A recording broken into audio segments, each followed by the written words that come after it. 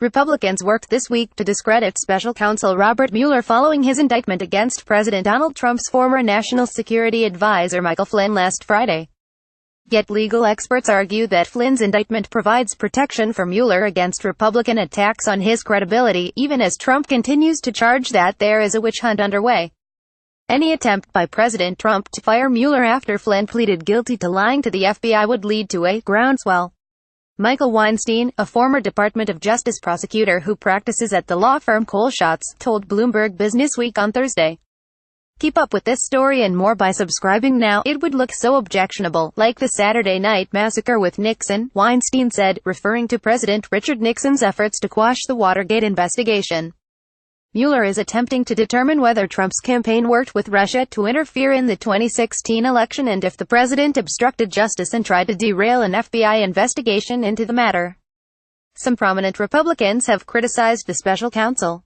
FBI Director Robert Mueller testifies during a hearing before the Senate Judiciary Committee on June 19, 2013.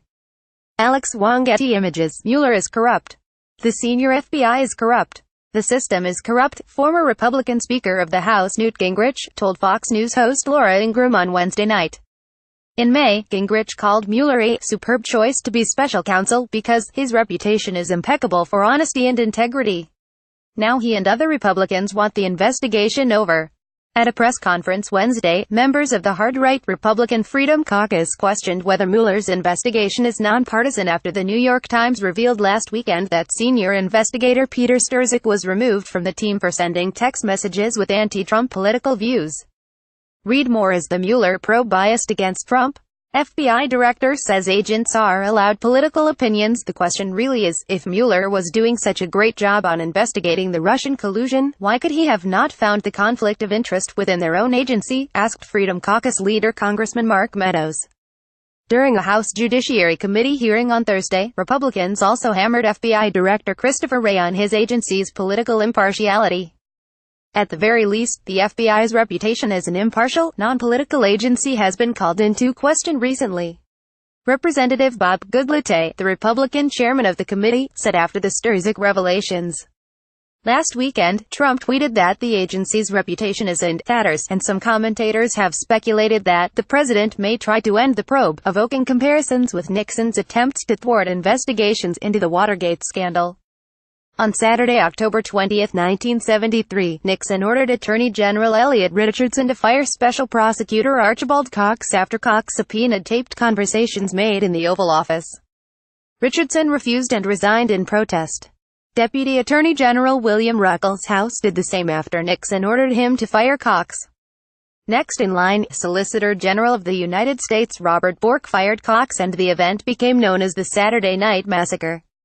Weinstein, the former Department of Justice prosecutor, said that it would look suspicious if Trump tried to fire key personnel linked to the investigation. Nixon resigned the summer after the Saturday Night Massacre after articles of impeachment were drawn up against him.